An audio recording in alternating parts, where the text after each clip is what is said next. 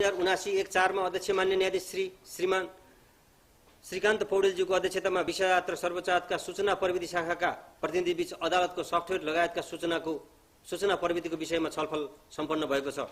फैसला लेखन लगायतका टिपट लेखन र प्रविधिको प्रयोग समेतका कर्मचारीका लागि क्षमता विकासका तालिम र क्रियाकलापहरू गरिएको छ। अदालतमा मुद्दाको फैसला लेखन कार्यमा प्रत्यक्ष संलग्न हुने जिल्ला अधिकृत, फाँट प्रमुख र कम्प्युटर अपरेटरहरूका लागि लक्षित गरी फैसला लेखन सम्बन्धी तालिम कार्यक्रम सम्पन्न भएको छ। डाक्टर राजु अधिकारीद्वारा सकारात्मक सोच र जीवनशैली विषयक प्रशिक्षण कार्यक्रम सम्पन्न भएको छ। भाषाविज्ञ दीनदयाल रेग्मीद्वारा कानुनी नेपाली भाषा विषयक दुई दिवसीय प्रशिक्षण कार्यक्रम सम्पन्न भएको छ। र मैले अघि नै पनि निवेदन गरिसकेको छु। सर्वोच्च अदालतका मान्य न्यायाधीश श्री सपना प्रधान मल्लज्यूले प्रमुख अतिथिको रूपमा उपस्थित भई भाषाको तालिमलाई निरीक्षण गर्नुभएको छ र केही निर्देशन गर्नुभएको छ भने सर्वोच्च अदालतका मान्य न्यायाधीश श्री तिलप्रसाद श्रेष्ठज्यूबाट 2023-24 मा प्रशिक्षण कार्यक्रम सम्पन्न भएको छ। 14 समस्या, प्रभाव र अवसरहरू। समस्या, अदालतको पूर्वाधार, जग्गा र भवन।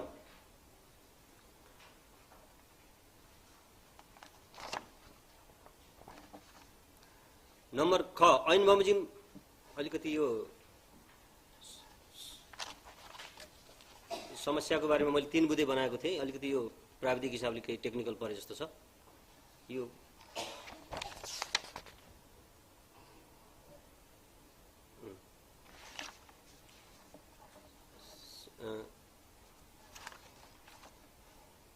त मेरो रफ छ कतै।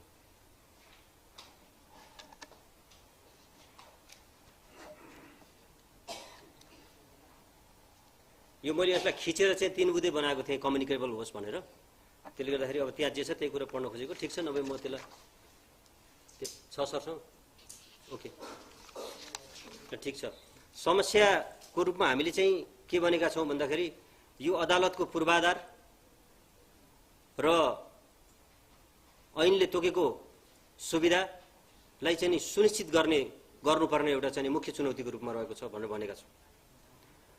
अर्को चाहिँ हामीले के समस्याको रूपमा के भनेका छौँ भने आधुनिक सूचना प्रविधिको विकाससँगै तादात्म्यता मिलाउनु पर्ने संस्थागत बाध्यता छ, तर पुरानै पूर्वाधार छ। यही कार्यवातावरण र उक्त प्रविधि प्रयोगको सिप र क्षमता विकासको अवसर नपाएको जनशक्ति प्रविधि मैत्री हुनुपर्ने एउटा चुनौतीको रूपमा, समस्याको रूपमा हामीले औलाएका छौँ। र अर्को चाहिँ विषयात नियमावलीको अभाव दैनिक कार्य सञ्चालनमा समस्याको रूपमा चाहिँ हामीले औलाएका छौँ। यो मैले पछि आउने क्रममा आउने छ, मैले यसलाई भाषामा मिलाएको छु। र यसले समस्याले पारेको प्रभाव, कोरोना महामारीका कारण सेवाको स्थगन र सङ्कुचन सहितको सेवा प्रवाह व्यवस्थापन गर्नुपर्दा न्यायपालिकाको चालु रणनीतिक योजना र वार्षिक कार्ययोजनाको कार्यान्वयन प्रभावित भएको छ। करिब 8 महिना विषयात्मा न्यायाधीशहरूको नियुक्तिमा ढिलाइ भएको कारण न्याय सम्पादन प्रभावित भएको, नियमावलीको अभावमा कानुनको प्रयोगमा एकरूपता हुन नसकेको अवसर, उल्लेखित प्रतिकूलताका बावजुद विषयातले सूचना प्रविधिको प्रयोग र पहुँचलाई विस्तार गरेको छ। सेवाग्राहीले आफूलाई पाएक पर्ने देशभरका अदालतबाट तारिख लिन मिल्ने अनलाइन तारिख कार्यान्वयन भएको छ। यस वर्ष भएका 339 थान फैसला विषयातको इतिहासमा सर्वाधिक संख्या हुन आएको छ। 339। हजुर, सम्माननीय कायम मुकायम प्रधान न्यायाधीशज्यूको टोलीबाट निरीक्षण गरी निर्देशन प्राप्त भएको छ। सेवाग्राहीको सन्तुष्टि मापन सर्वेक्षण फारम मार्फत प्राप्त सुझावले सेवा सुधार गर्न सहयोग पुर्याएको छ। समस्या समाधानका लागि सरकारवाला निकायहरूको निरन्तर साथ, समन्वय र सहकार्यलाई विषयातले अवसरको रूपमा ग्रहण गरेको छ। निष्कर्ष, कानुन बमोजिम स्थापित विषय अदालत काठमाडौँ एक विशिष्टीकृत अदालतका रूपमा भ्रष्टाचार एवं वित्तीय अपराध मुक्त स्वस्थ समाजको निर्माणमा आर्थिक सुशासन कायम राख्न राष्ट्र निर्माणको अभियानमा संस्थागत योगदान पुर्याउन क्रियाशील छ। अदालतको काम कारबाहीलाई थप व्यवस्थित, सेवाग्राही मैत्री र पारदर्शी बनाउन हरसम्भव प्रयत्नशील रहँदै छिटो, छरितो र गुणस्तरीय न्याय सम्पादनको अभिष्ट पूरा गर्न अदालत प्रतिबद्ध छ। अदालतप्रतिको जनआस्था अभिवृद्धिमा सरकारवाला हामी सबैको आपसी सहयोग, समन्वय र सहकार्य अपेक्षाकृत छ। धन्यवाद।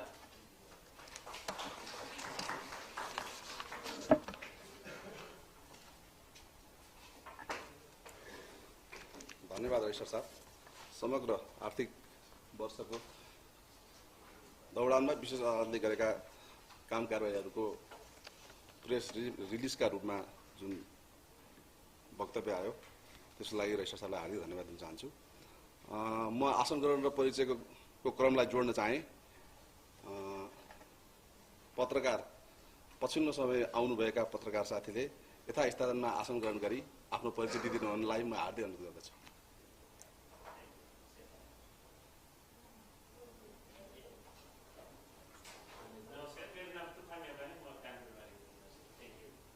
धन्यवाद सर। अब हामी प्रस्तुति क्रमलाई जोड्न गइरहेका छौँ। आफ्नो प्रस्तुति गरिदिनुको लागि संवैधानिक तथा कानुनी पत्रकार मञ्चका अध्यक्ष पत्रकार दुर्गा दुलालज्यूलाई म हार्दिक अनुरोध गर्दछु।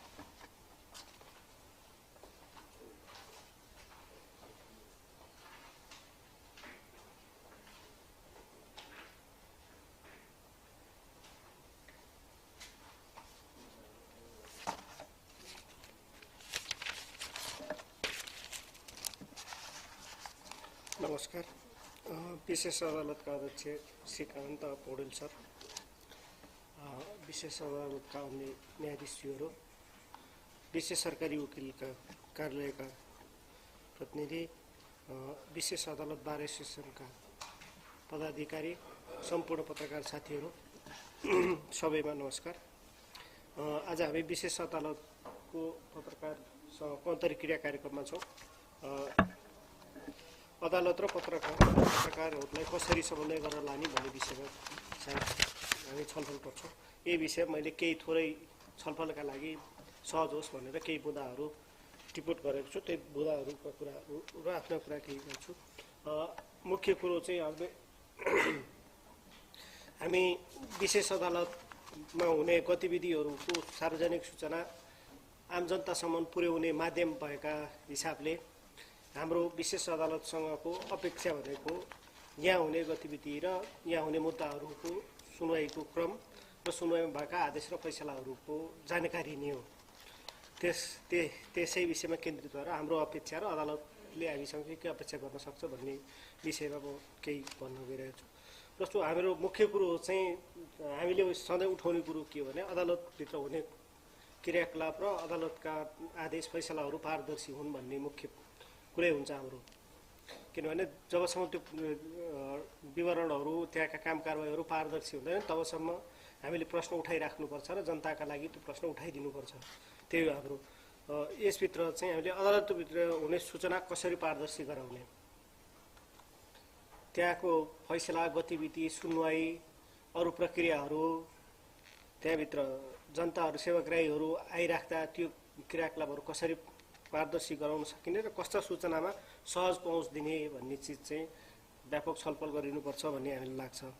त्यस्तै आदेश र फैसला तथा अदालतका गतिविधि पनि समाचार हुन्। यसलाई कसरी सरल बनाउने, आदेश फैसला लगायत चाहिँ अदालतभित्र हुने गतिविधि पनि हाम्रा समाचारका विषय हुन्।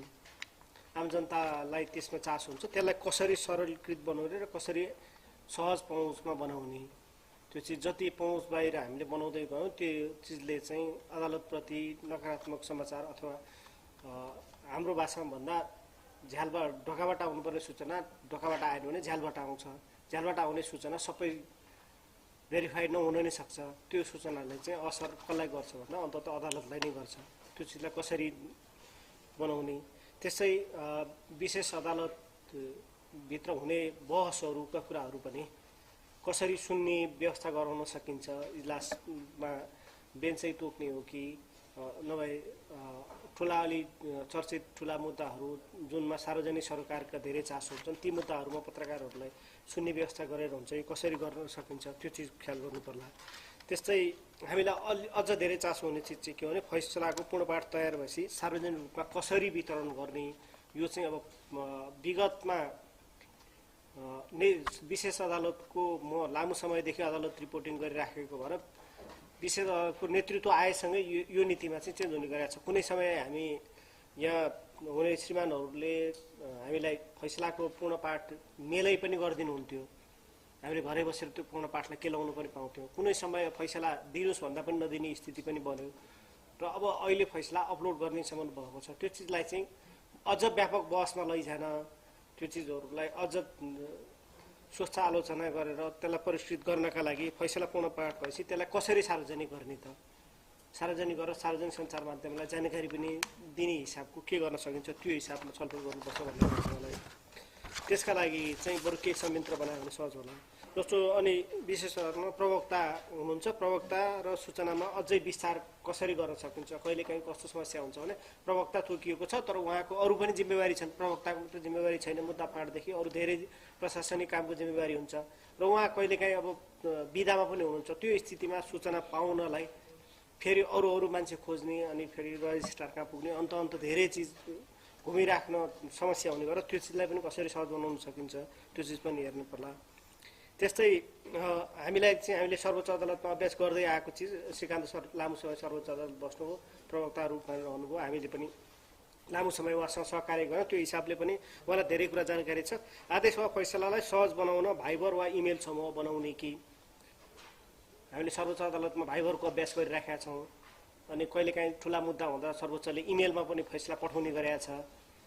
सार्वजनिक सरकारका फैसलाहरू हुँदाखेरि यो फैसलाहरू भनेर पठाउने गरेका छ। त्यो चिजलाई हामी यहाँ विशेष अदालत पनि निरन्तर दिन जरुरी छ भन्ने हामीलाई लाग्छ, किनभने त्यो हुँदाखेरि फैसलाहरू आउँछन् र हामीले फैसलाको पूर्णपाठ पाउँछौँ अनि त्यसलाई कसरी हाम्रो ओएले कसरी टिप्पणी गर्ने भन्ने कुरो हुनसक्छ। अनि त्यस्तै नियमित भेटघाट र न्यायाधीशहरूसँग पनि अन्तर्क्रियाको कार्यक्रमहरू राख्नुपर्छ कि अदालतले, बरु अदालतकै भवनभित्र अथवा कहाँ गर्न सकिन्छ, एनेक्समा केही छुट्याएर महिनामा एकचोटि, 15 दिनमा एकचोटि कतिमा गर्न सकिन्छ, नियमित कुराकानीहरू गर्नुपर्छ भन्ने लाग्छ मलाई। किनभने हामी सबैको साझा उद्देश्य न्यायलाई राम्रोसँग गरौँ र जनताको गरौँ भन्ने नै हो। प्रेस मिट भन्दा पनि हाम्रो नियमित छलफलै होस्, त्यो हिसाबले हामीले पनि सोध्न पाऊँ, यहाँहरूले पनि कुरा गर्न पाऊँ। कमसेकम दोहोरो अन्तर्क्रिया भयो भने त्यसले चाहिँ मिसकम्युनिकेट हुने अथवा हामीले गलत अर्थमा बुझे अथवा न्यायाधीशहरूले मिडियामा आइरहेका कुरा गलत उसमा बुझेका चिजहरू चाहिँ कम हुन्छ भन्ने लाग्छ मलाई। त्यस्तै फैसला र अदालती प्रक्रियामा दोहोरो अन्तर्क्रिया भयो भने त्यसलाई झन् परिष्कृत बनाउँछ भन्ने लाग्छ मलाई। त्यो पनि हुन जस्तो लाग्छ। अनि अब हाम्रो पाटोमा हामीले त्यो हुँदाखेरि सिकाइको अभ्यास हाम्रो लागि पनि फाइदाजनक हुन्छ। अनि अब त्यस्तै अब हामी सार्वजनिक सञ्चार माध्यमहरूले पनि केही चिजहरूलाई ध्यान दिएर अदालत रिपोर्टिङ पठाउँदाखेरि केही जानेका साथीहरू, आधारभूत कुरा जानेका, विशेष अदालतमा के हुन्छ भन्ने, विदेश अदालतमा को न्यायाधीशहरू हुनुहुन्छ भन्ने चिज चाहिँ आधारभूत जानेका साथीहरू सञ्चार माध्यमले पठाउनुपर्छ भनेर हामीले पनि लबिङ गर्नुपर्ने होला। हाम्रो बाटोमा त्यो पनि हुनुपर्छ होला भन्ने लाग्छ। त्यस्तै अब पत्रकारहरूले के खोज्छन् त अदालतमा आएर भन्ने चिज धेरै सोधिन्छ। पत्रकारले अदालतमा आएर खोज्ने चिज सूचनै हो। हामी जनतालाई सूचना दिने हो, त्यही भएर हामीले अदालतमा खोज्ने चिज सूचना हो। तपाईहरूले दिनुभएको प्रेस रिलिज हाम्रो लागि पर्याप्त नहुन सक्छन्, त्यो त तपाईँहरूले दिनुपर्ने अनिवार्य तपाईँहरूको दायित्वभित्र पर्ने चिज हो। हामीलाई त्यसले पुग्दैन। हामीले त यहाँभित्र हुने अरू धेरै गतिविधिहरू पनि जनतालाई जानकारी दिनुपर्छ, त्यो दायित्व हामीसँग छ। त्यो चिजको खोजी गर्छौँ हामीले। त्यो चिजलाई चाहिँ अब कसरी सहज पहुँचमा राख्ने, जस्तो एउटै मुद्दा वर्षौँसम्म पेशी नचल्ने अथवा कसैको मुद्दा छिटो पेशी चल्ने, त्यो चिजहरूको हामीले सूचना त्यो सूचना जनतालाई दिनुपर्छ हामीले।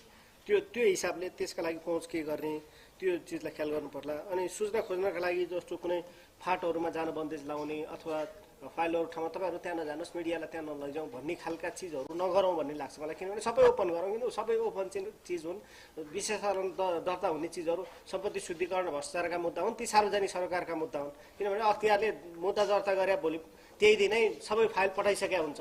त्यो भएर अब त्यो थप गोप्य राख्नुपर्छ, फाइल लुकाएर राख्नुपर्छ अथवा फलानु फाटमा छिर्नु हुँदैन भनेर राख्नु बन्देज राख्नु जरुरी छ जस्तो मलाई लाग्दैन। त्यो हिसाबले पनि छलफल गरौँ। त्यस्तै सार्वजनिक महत्त्वको विषयमा आदेश वा फैसला तयार हुँदा कहिलेकाहीँ चाहिँ के समस्या हुन्छ भने फैसला आज तयार भयो, जारी भयो वा खारेज भयो भनिन्छ, तर अब जारी भयो खारेज भयोले मात्रै हामीलाई पुग्दैन। जारी हुँदा के आधारमा जारी भयो त सकिँदैन, टेक्स्ट दिन सकिँदैन भने एक पानाको आदेश मात्रै भए पनि तयार गरेर दिउँ। मुख्य मुद्दा टिपेट गरेर यो आधारमा ठहर भयो अथवा यो आधार देखिएन, अख्तियारले दाबी गरेको, सरकारी पक्षले दाबी गरेको त्यो भएर सफाई पायो भनेर अलि ठुला बिगा भएको मुद्दामा र धेरै सार्वजनिक चासो हुने मुद्दाहरूमा दिनुपर्छ होला भन्ने लाग्छ। त्यसले गर्दाखेरि मिसकम्युनिकेट हुँदैन। नत्र चाहिँ अब तपाईँहरूले खारेज भयो भनिदिनुहुन्छ, अब मिडियाले लेख्दा ठुलो हेडलाइनमा टाउको हेडलाइनमा यत्रो हेडलाइनमा सफाइ दियो भनेर लेखिदियो भनेर गुनासो गर्नुहुन्छ। तपाईँहरूले त्यो फैसला कमसेकम 2 पाना मात्रै दिया भए उसले यो आधारमा विशेषले सफाइ दियो भनेर लेखिदिन्थ्यो होला नि। तपाईँहरूले कुनै पनि आधार दिनु भएन, उसले त समाचार लेख्नु पर्यो, लेख्यो। के भन्दा ठुलो इभेन्ट थियो, ठुलै टाउकोमा लेख्यो। अब त्यसमा गुनासो गर्न त पाइएन। किन पाइएन? त्यो आफूले त्यो आधारहरू दिन पाएको भए त्यही अनुसार कुरो हुन्थ्यो होला। त्यो चिजलाई ख्याल गरौँ। त्यस्तै अब अनि पत्रकारहरूले मुद्दाका मिसिलहरू कहिलेकाहीँ हेर्न हामीलाई आवश्यक हुनसक्छ, किन त्यो हामीलाई डकुमेन्टहरू भेरिफाई गर्न त्यो चिजहरूमा आउँदाखेरि चाहिँ नरोकियोस्। त्यस्तै अदालतभित्र हुने सूचनाहरूलाई कसरी पारदर्शी गराउने, कस्तो सूचना सहज पहुँच दिने, आदेशमा फैसला गतिविधिमा समाचार हुने चिजहरूमा कसरी पहुँच दिने, अनि इलासमा बसेर बहस सुन्ने व्यवस्थाहरू कसरी गर्ने, त्यो चिजहरूलाई केही बनाउनु पर्छ होला। अनि फैसलाको सबभन्दा महत्त्वपूर्ण चाहिँ अहिले पनि मैले उठाएँ, फैसलाको पूर्णपाठ तयार भएपछि हामीले त्यो चाहिँ जानकारी दिने चलन बसाउनुपर्छ होला भन्ने लाग्छ। र त्यस्तै अब मैले लगभग अन्त्यमा चाहिँ हामी अब सूचना कसरी दिने त भन्ने कुरो पनि आउँछ। हाम्रो तर्फबाट सूचना दिने कुरा चाहिँ प्रवक्ता सहप्रवक्ता छँदैछ। मैले अहिले प्रस्ताव गरेँ एउटा भाइबर र इमेल समूह पनि केही बनाऊ, त्यसले चाहिँ हामीलाई सूचना गर्न र कम्युनिकेट गर्न सहज होस्।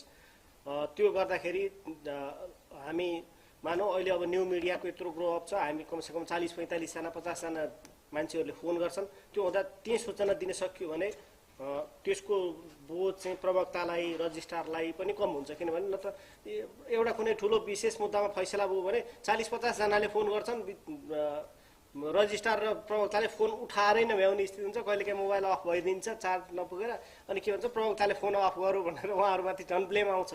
त्यो चिजहरूलाई कम गर्न सहज गर्न कमसेकम एउटा इमेल ग्रुप र भाइबर ग्रुप बनाइदिनु पायो भने हामीले यसो भएको छ भनेर त्यहाँ लेखिदिनु पायो भने त पत्रकारले सूचना त पायो नि, प्रथम तहको सूचना पायो, थप सूचना त बिस्तारो खोज्छ उसले। त्यो चिजलाई पनि ख्याल गरौँ। र त्यसै अन्य समस्याको बारेमा यसरी कुरा गर्न सकिन्छ।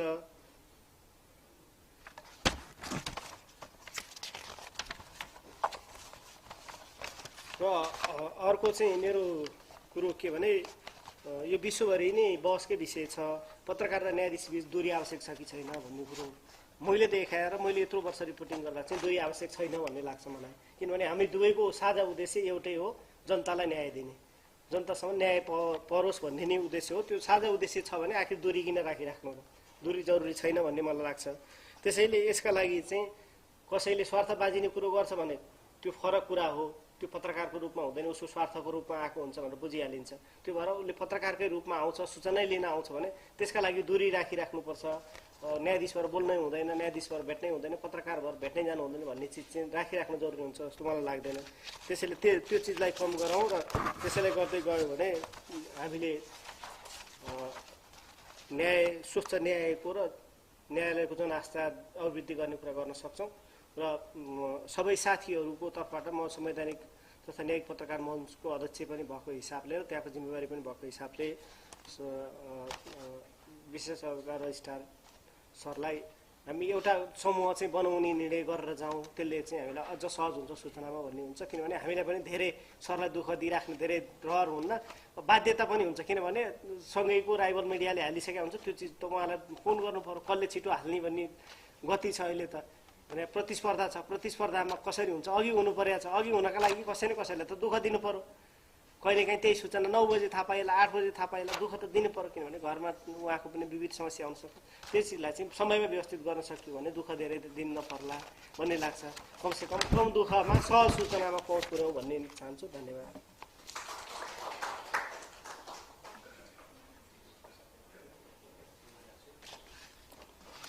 धन्यवाद दुर्गा सर। अदालत र पत्रकारहरूसँगको सहकार्य समन्वय कसरी गर्नुपर्छ भन्ने सन्दर्भमा आफ्नो उपस्थिति राखेर जानुभएकोमा हामी विशेष अदालतमा 2 जना उपरजिस्ट्रारहरू छौँ। म प्रवक्ताको रूपमा पनि मेरो जिम्मेवारी रहेको छ भने अर्को उपरजिस्ट्रारको सूचना अधिकारीको रूपमा पनि जिम्मेवारी रहेको छ। कहिलेकाहीँ त्यस्तो पर्छ। अस्ति निर्वाचनको बेलामा हामी 2 जना निर्वाचन अधिकारी भएर जानु पर्यो, त्यो लामो समय बाहिर बस्नुपर्ने अवस्था आयो।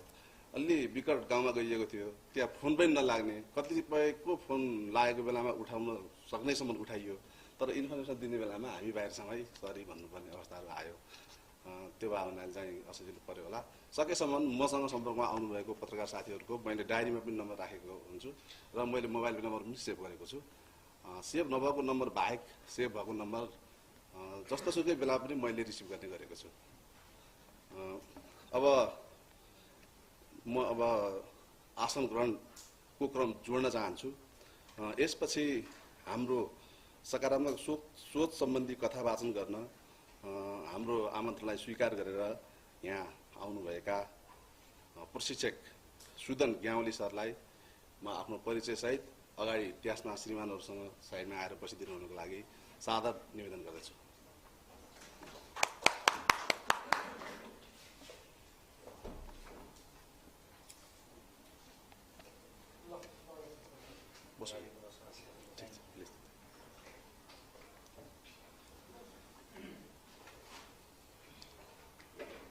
कार्ययोजना अन्तर्गतको कार्यक्रम भए तापनि यो मौका फेरि आउँदैन।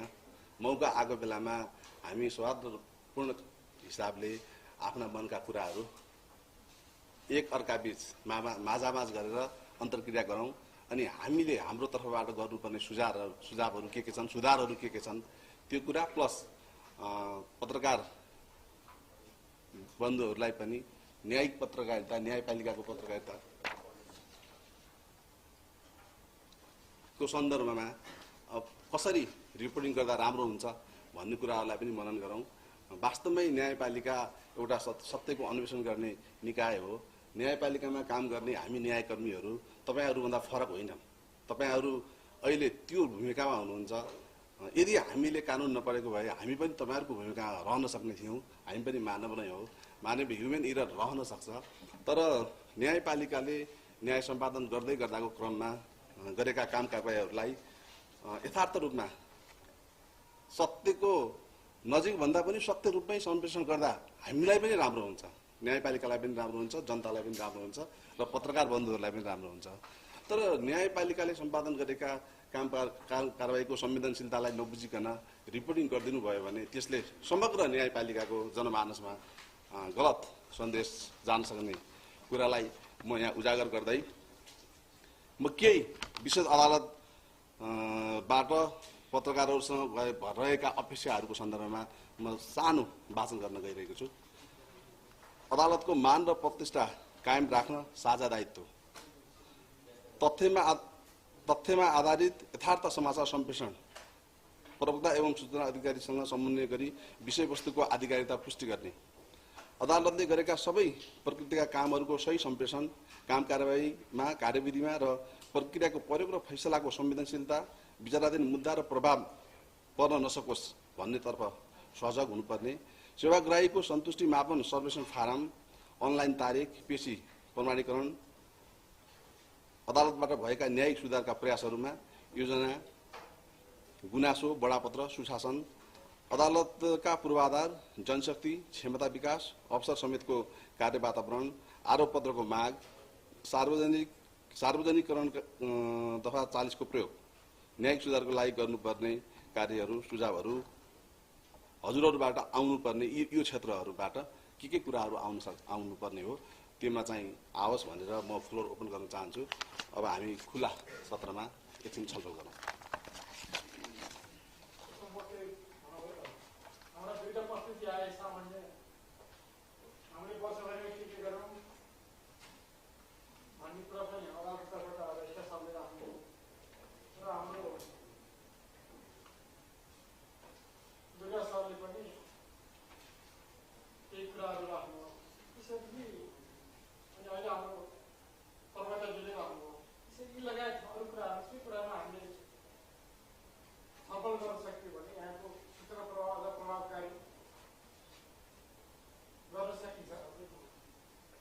साथसाथै हामीले आउने पछिबाट हाम्रो 79-80 को वार्षिक कार्ययोजना पनि बनाइदिन्छौँ। त्यसको लागि हाम्रो सूचना प्रभागमा के कार्यक्रमहरू राख्न सकियो भने अझै प्रभावकारी हुन्छ। जुन यहाँले उठाएको कुराहरू अब यहाँलाई फेरि छुट्टै दुःख दिनलाई फेरि समय नहोला, यही कुरामा परेको छ कि यहाँ अहिले उठाएका कुराहरू यी बाहेक अरू कुराहरू पनि खास गरी न्याय पहुँच, न्यायिक सुशासनका कुरा के गर्न सकिन्छ न्यायिक कार्यविधि पारदर्शिताको कुराहरू आए ती लगायत अब यहाँले लागेका कुराहरूमा के गर्न सक्यो भने अझ राम्रो होला अदालतले। तर एउटा कुरा म यहाँसँग के निवेदन गर्छु भने यो अदालतले जुन फैसला गरेका छ ती कुराहरूमा अब फैसला आफै हुन्छ। न्यायले आफ्नो डिफेन्स गर्ने कुरा होइन, त्यो माथिल्लो निकायबाट परीक्षा हुन्छ, गल्ती छ भने त्यो सुधार हुन्छ कि यसको फैसलाको बारेमा बोल्नु भनेको अदालतले हो कि प्रवक्ताले बोल्नु होला। अब न्यायले आफैले यो कारणले यसो भनेर त्यसमा डिफेन्स दिनु मिल्दैन। त्यसो भए फैसला भएको कुराहरूमा यहाँले आफ्नो तर्फबाट मुद्दा हुन्छ होइन। त्यो बाहेक अब न्यायिक प्रक्रियालाई अझ पारदर्शिता त्यसमा प्रभावकारी ल्याउने केही उपायहरू छन्, यहाँका सुझावहरू छन् भने त्यता पनि आओस् भन्ने मैले निवेदन गर्छु। लगायत अब यहाँलाई लागेका कुराहरू छोटो समयको पाबन्दी यहाँकै केही टाइमलाइन सुरु होला त्यति मैले निवेदन गरेँ। अहिले हाम्रो बारको हामी फेरि न्याय क्षेत्रका मुख्य सरकारहरू छौँ, यहाँ बार प्रदेश हुन्छ, सरकारी वकिल साहब हुन्छ, अदालतका छौँ, मिडिया केही अदालत र पब्लिक बिच पुलको काम गर्ने यहाँ हुनुहुन्छ। त्यसै भएर यसलाई हामीले उपयोगी बनाउनको लागि फोटोमा यहाँका कुरा यहाँ आएका कुरा अब यहाँले भोलि अब मिडियामा लानु होला, अदालतले के गरिएको पर्छ अब के गरिएको छ भन्ने कुरा त आउला। त्यसको अतिरिक्त भोलिको योजनालाई नै अझ प्रभावकारी बनाउन यहाँलाई लागेका कुराहरू के छन् के आउँछ। आगामी योजना कसरी बनायो भने यो यहाँले खोलिएको जस्तो हुनसक्छ भन्ने कुराको अपेक्षा वार्षिक योजना बनाउँदैछौँ। त्यसमा जस्तो अहिले दुर्गा सुमनले भने जस्तै हिजो हामी यहीँ यसरी नै बसेका थियौँ, हिजो हामी 7:30 बसेका थियौँ, हाम्रो कर्मचारी साथीहरूसँग बसेका थियौँ। हाम्रो साथीहरूले भन्नु मुख्य फैसलाहरू जुन हामीले सर्वोच्च सुरु गरेका थियौँ मुख्य फैसला वेबसाइटमा राष्ट्रपति मैले हाम्रो साथीहरूले अलिकति विधासँग भन्ने साथीहरूले भन्यो त्यसले मात्रै त नहोला, त्यो पनि एउटा उपाय हुन्छ कि न्यायमा पहुँचको लागि अथवा सूचना सम्प्रेषणको लागि ती लगायत के हुनसक्छ। अनि हामीले हिजो भनेको फैसला अपलोड गर्न सक्छ पब्लिकमा पुग्ने त्यसको अनुसार यहाँ पनि पुग्ने सरकार जरुरी नहोला, त्यो प्रवक्ताले त्यो दिने व्यवस्था गरे ती लगायत के यहाँसँग हुनसक्छ भने लगायतका कुराहरू विगतमा भएका काममा यहाँको केही छ त्यस्तो जिज्ञासा केही छ भने पनि भोलिको योजना पनि कसरी जाने अरू समग्र कुराहरूमा यहाँको आफ्नो छ। त्यसमा हामीले तिनटै अङ्ग भएको हुनाले कतिपय कुराहरू हाम्रो बारबाट निर्देश होला, कति सरकारी अनुसारबाट निर्देश होला, हामी पनि गरौँला।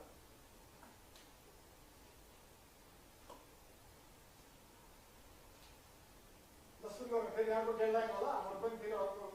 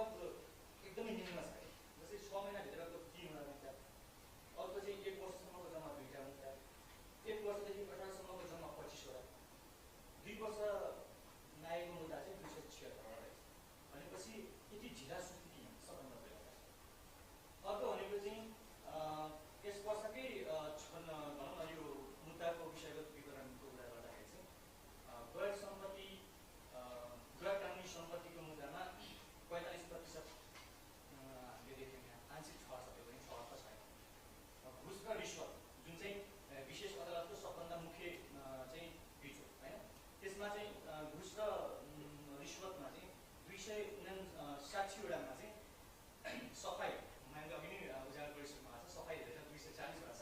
जम्मा त्यसमा 12वटा मुद्दा ठहर भएको छ, अर्थात् 4.6%। जम्मा 4.6%। सम्पत्ति शुद्धिकरणमा 2वटा मुद्दा छ, जसमा चाहिँ एउटा ठहर छ, एक सफाई छ 50%। निर्णयगतमा 9.52%। नक्कली प्रमाणपत्रमा चाहिँ 83% छ। नक्कली प्रमाणपत्रमा चाहिँ 30वटा मुद्दामा 5वटा सफाई र 25वटा ठहर छ, भने चाहिँ 83%। र पुनरावेदनमा अब यो सदरका कुरा छ, हामी छका कुरा छ भनेपछि यो जुन बिचमा विशेष अदालतले काम गर्छ, अर्थात् गैर कानुनी सम्पत्ति र शुद्धिकरण, त्यसमै जम्मा 42% छ यसमा। यो के अरे सम्पत्ति शुद्धिकरण अर्थात् जम्मा 4.6% छ। आफ्नै बिचमा चाहिँ किन विशेष अदालतले चाहिँ हेरचेक्राइ गरिरहेको छ, या त्यसपछि ओझेलमा परिरहेको छ, किन यो प्रश्न चाहिँ मलाई विशेष पर्छ। अरू साथीहरू एकैचोटि यहाँको इतिहास एकचोटि सफल गर्नु।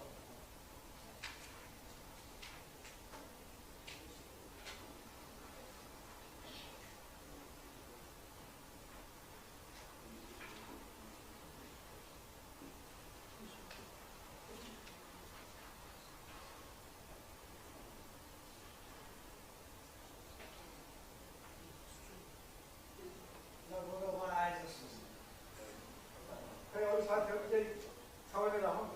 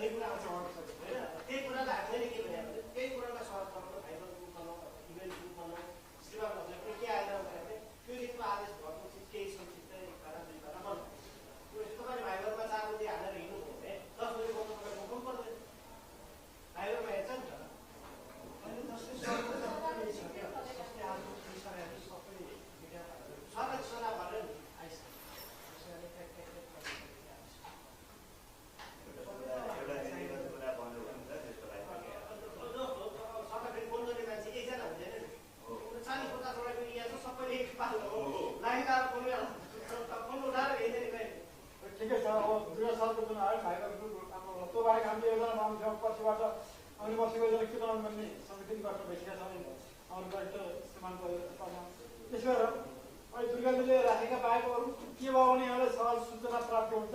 यहाँले सूचना प्राप्त गर्ने भनेको अर्थ अन्तत जनताले पाउने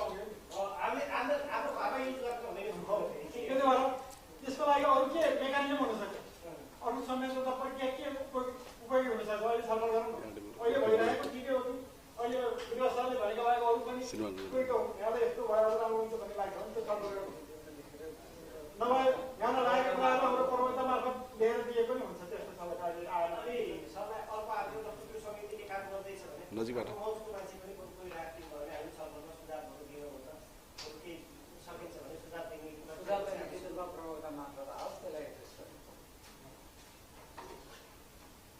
हाम्रो 7 गतेसम्म समितिको ब्याच फेरि सर्वोच्चले तल ल्याउने हुनाले अब यहाँ त्यो धेरै कुराहरू त विगतका कार्यक्रममै हाम्रो रिपिट हुन्छ।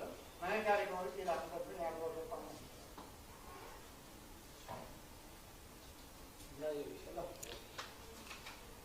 सक्रिय सहभागिताको लागि सबैलाई धन्यवाद दिँदै यहाँ उठेका सम्पूर्ण समस्याहरूको सम्पूर्ण जिज्ञासाहरूको सम्बोधन सहित समापन मन्तव्य र यो कार्यक्रमको समापन गरिदिनु हुनुका लागि विशेष अदालतका अध्यक्ष माननीय न्यायाधीश श्री श्रीकान्त पौडेलज्यूलाई म सादर निवेदन गर्दछु।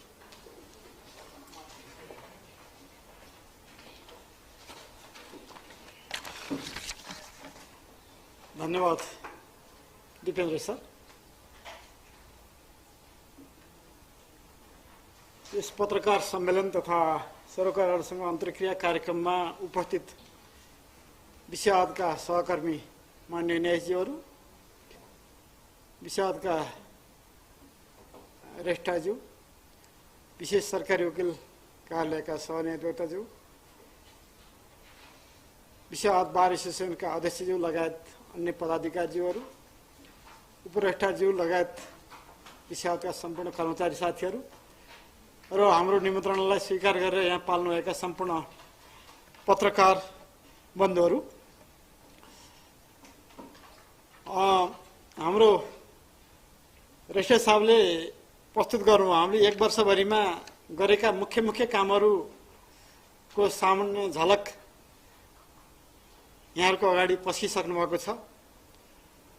भले यहाँले अपेक्षा गरे अनुसार, पब्लिकले अपेक्षा गरे अनुसार यो काम भएको छैन। यसबाट हामी पनि सन्तुष्ट छैनौँ, यो स्वाभाविक हो।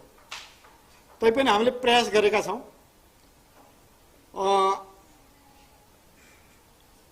र यसलाई हामीले प्रभावकारी कसरी बनाउने भन्ने सम्बन्धमा नै यो यहाँलाई हामीले अझ थप दुःख दिएको स्थिति हो। वास्तवमा हामीसँग संविधानले नियमित प्रकृतिका 3 तहका अदालत त छैन, जिल्ला अदालत, उच्च अदालत र सर्वोच्च अदालत। किन यो चाहियो भने डिस्ट्रिक्ट अदालत यसको कामको प्रकृति छुट्टै हुन्छ, यहाँका मुद्दाका प्रकृति छुट्टै हुन्छ। यसलाई विशेष प्रकारले सम्बोधन गर्नुपर्छ भनेर यो डिस्ट्रिक्ट अदालतको व्यवस्था गरेको हो। अब यो त्यो आफ्नो लक्ष्यमा कति सफल भयो त्यो अर्को पाटो होला। तैपनि यसको मूल्याङ्कन गर्ने जिम्मा यहाँहरूकै हो। हामीले हाम्रो डाटाहरू पस्क्यौँ, यसबाट अब यसको मूल्याङ्कन गर्ने जिम्मा यहाँहरूकै हो। हामीले विगतमा के कति गऱ्यौँ भन्ने कुरा। अब हाम्रो आजको खास यहाँहरूसँग अपेक्षा 2टा। हामीले विगतमा के गऱ्यौँ पनि हामीले राखिसक्यौँ। अब भोलि के गर्ने, यहाँहरूबाट त्यो सम्बन्धमा फिडब्याक आओस् भन्ने कुरा र यहाँका केही जिज्ञासाहरू हामीले यहाँ उठेका कुराहरू मैले निवेदन गर्छु। मैले धेरै भन्नुपर्ने छैन। अहिले दुर्गा सरले नै भनिसक्नु हो हाम्रा सहकारका क्षेत्रहरू के हुन सक्छन्। हाम्रो रेष्टा साहबले, दिपेन्द्र सरले राखिसक्नु हो। वास्तवमा न्याय सम्पादनको जिम्मेवारी संविधान कानुनले अदालतले भने पनि अदालत एक्लैले गर्ने कुरा होइन। भोलि यसमा बार महत्त्वपूर्ण कम्पोनेन्ट हो, सरकारी वकिल हो, त्यस्तै मिडियाको त्यत्तिकै महत्त्वपूर्ण भूमिका हुन्छ। हाम्रा सूचनाहरू पब्लिकसँग पुर्याउनु र पब्लिकका कुराहरू हामीसँग ल्याउने यहाँहरूले महत्त्वपूर्ण पुलको काम गर्नुहुन्छ। सत्यको उद्घाटन यहाँहरूबाटै हुन्छ। हुन त अदालतको काम पनि सत्यकै खोजियो, न्याय भनेको पनि सत्यकै खोजियो। हामी दुईटैको उद्देश्य हेर्दा त समान जस्तै देखिन्छ, तैपनि अलि थोरै भूमिका अलि फरक जस्तो लाग्छ। र हाम्रो न्यायपालिकाका खास गरी विषयादका उज्याला अँध्यारा पक्ष हाम्रा राम्रा पक्ष र कमजोर पक्ष पनि अहिले रेसा साहबले भनिसक्नुभयो। तिनमा पनि यहाँहरूबाट भोलिका दिनमा अरू के गर्न सकिन्छ, यसलाई कसरी प्रभावकारी बनाउन सकिन्छ भन्ने सम्बन्धमा थप यहाँहरूबाट महत्त्वपूर्ण पृष्ठपोषण हामीले अपेक्षा गरेका छौँ। यहाँ जुन अहिले यहाँहरू सबैको तर्फबाट दुर्गा सरले उठाउनु भएको छ, तिनका लागि के गर्न सकिन्छ हामी योजनामा राख्छौँ। यसको अतिरिक्त अहिले साथीहरूले उठाएका कुराहरू पनि हामी फेरि राख्छौँ र यहाँले यसको अतिरिक्त अझै पनि समय छ ती कुराहरू हाम्रो योजना बनाउने बेलामा यहाँले फर्मल इन्फर्मल फिडब्याक दिनुहोस्। त्यसमा नरहे पनि योजना नरहे पनि फेरि यहाँहरूले दिएका महत्त्वपूर्ण सुझावहरू हामी जहिले पनि स्वीकार गर्छौँ, त्यसको लागि हामी तयार छौँ। र अहिले हिजो अस्ति मैले पनि हेरेको थिएँ मिडियामा, वास्तवमा न्यायपालिका अलि कता कता क्रस रोडमा भइरहेको, न्यायपालिकाप्रति बढी आक्रमण भइरहेको, अनावश्यक विवादमा आइरहेको स्थिति देखिन्छ। होला यो हाम्रै कारणले पनि हुनसक्छ, तर हाम्रो अपेक्षा के छ भने न्यायपालिकाको बारेमा तपाईँ निर्मम रूपमा लेख्नुहोस्, तर सही सूचनाहरू लेख्नुहोस् है। मेरो अनुरोध, म सर्वोच्चमा 5-6 वर्ष म नि प्रवक्ता भएर बसेको सर्वोच्चमा, यहाँहरू धेरै साथीहरू त्यति गर्नु, तर लेख्नुहोस् कि सही सूचना लेख्नुहोस्। तर यहाँले छिटो सूचना प्रवाह गर्ने नाममा यो होला भनेर अनुमानको भरमा नलेखिदिनुहोस्। मेरो अनुरोध, अस्ति हाम्रो सर्वोच्चबाट वरिष्ठतम न्यायाधीशले पनि त्यही कुरा भनेको मिडियामा मैले पाएको थिएँ। यो अदालतको एउटा समग्र यहाँहरूसँगको अपेक्षा हो जस्तो लाग्छ। किनभने एकपल्ट पब्लिकमा गयो भने त होइन रहन्छ है भनेर मेट्न त मिल्दै मिल्दैन, इरेज गर्न त मिल्दै मिल्दैन। गएपछि त गयो, उसले थाहा बनाइसक्यो त पब्लिकले। छन् विकृति बदमासी छन् भने तपाईँले लेख्नुहोस्, क्रिटिकल साह्रै क्रुर भएर लेख्नुहोस्। एकपल्ट कल्याण सिंहले भन्नुहुन्थ्यो यहाँहरूसँग छलफलमा, लेख्नुहोस् क्या, म पनि त्यही भाषा प्रयोग गर्छु, तर सही सूचना लेख्नुहोस् क्या, यथार्थ कुराहरू लेखिदिनुहोस्। र त्यसको लागि अलि मेहनत गर्नुपर्ने हुन्छ। कतिपय अवस्थामा त्यहाँ अस्ति नै एउटा मिडियामा आएको थियो, एउटामा त्रुटि भएको कुरा सबै मिडियामा त्रुटि, त्यही कपी पेस्ट गर्दाखेरि कतिपय अवस्थामा त्यो पनि आउँछ। त्यसो भएर यथार्थता बुझ्नु त राम्रो हो कि भन्ने मैले निवेदन गर्न खोजेँ। र अहिले हामीले न्यायिक सुशासन अदालतबाट सबै नराम्रा काम त भएको छैन नि, अरू सबै समग्र अदालतको मैले कुरा गरेको थिएँ, तर राम्रा कामको किन कुरा आउँदैन? नराम्रा लेख्नुहोस्, मैले त्यसको अर्थ तपाईँहरू कलम बन्द गर्नुहोस् भने पब्लिकको त्यो पनि राइट हो, नराम्रा कामको पनि जानकारी, तर राम्रा काम छन्। जस्तो न्यायपालिकाले अहिले विषयको कुरा गरौँ न, यसले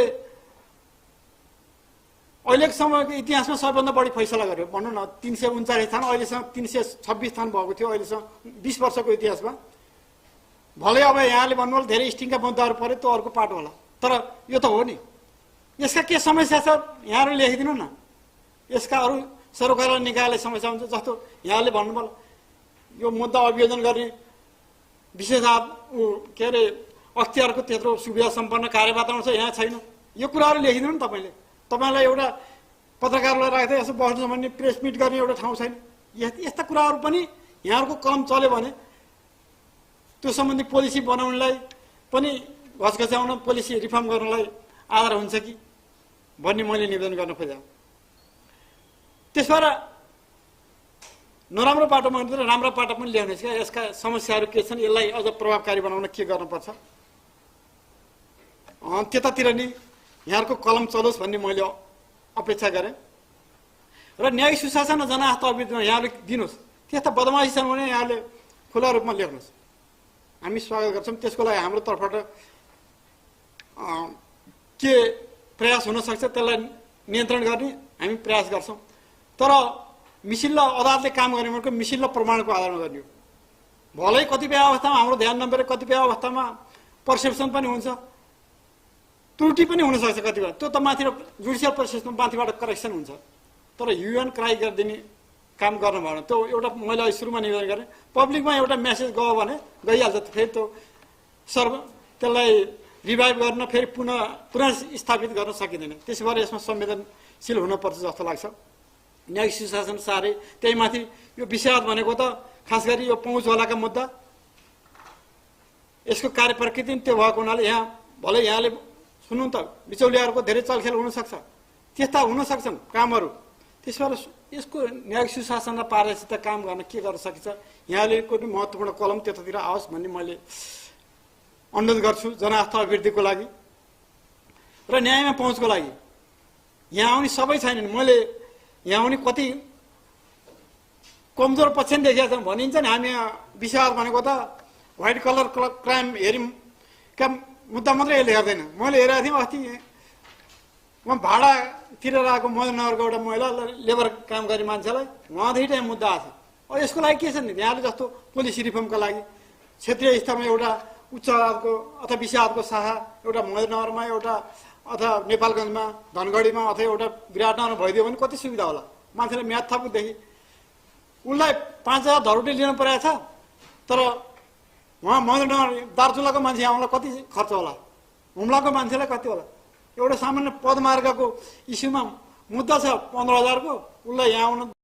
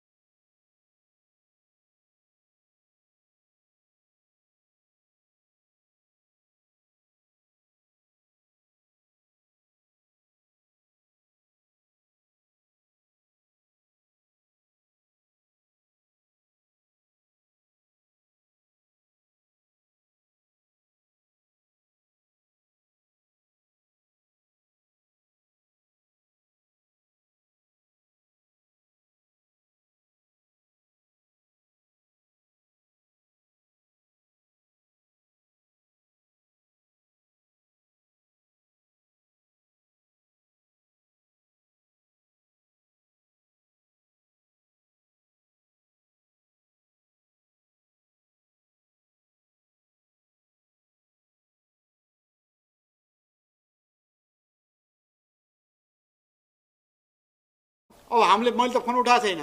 पत्रकारको दुर्गाजीले नि यो एउटा कुन फैसला हुँदा गर्नुभएको थियो, मैले अरू पत्रकारको फेरि मैले इक्वाल ट्रिट गरेँ, कसैलाई उठाउने गरेँ, फेरि देशी न्यायाधीश आफै किन बोल्ने भनेर मैले बोलेको छैन। स्पष्ट कुरो अदालतको प्रवक्ता हो नि त, प्रवक्ता भनेको त अब आफै न्यायाधीश आफै बोल्ने, न्यायाधीशले बोल्ने भनेको उसको फैसलाले बोल्ने हो। त्यो फैसलाले आफै जे बोल्ने, न्यायाधीशको तर्फबाट डिफेन्स गर्ने भनेको त्यही फैसला हो। राम्रो छ कि छैन उसैले त्यही फैसला आफै स्पिकिङ अर्डरमा हुनुपर्छ भन्ने हाम्रो भनाइ हो। र अहिले साथीहरूले राम्रो कुरा उठाउनु हो। वास्तवमा यो अधिकांशमा सफाइको कारण के यो यहाँले लेख्नुपर्छ कि अदालतले गर्ने भनेको त मिसिल प्रमाण र कानुनको आधारमा गर्ने हो नि। अभियोजन पक्षले जे लाग्यो त्यसमा छाप लाएर प्रमाणित मात्रै गर्ने हो र अदालतले। त्यसमा त अदालत के चाहियो त अख्तियारले ल्याएको सबै प्रमाणित मात्रै गरिदियो त भयो नि त। मिसिल प्रमाण र कानुनको आधारमा गर्ने होला नि त अदालतले।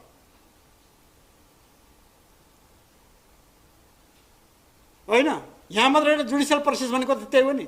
अब भलै यहाँले भने जस्तो यसको अर्थ अख्तियारले सबै त्यस्तो ल्यायो, सम्पत्ति शुद्धिकरणले ल्यायो भने त्यहाँ नि उहाँहरूका आफ्नै समस्या होलान्, अनुसन्धानमा समस्या होलान्, दक्ष म्यान पावर नहोला, के होला उहाँहरूका समस्या होलान्। अनुसन्धान प्रभावकारी नभएसँग, अभियोजन प्रभावकारी नभएसँग फेरि न्याय निरूपण प्रभावकारी हुँदैन।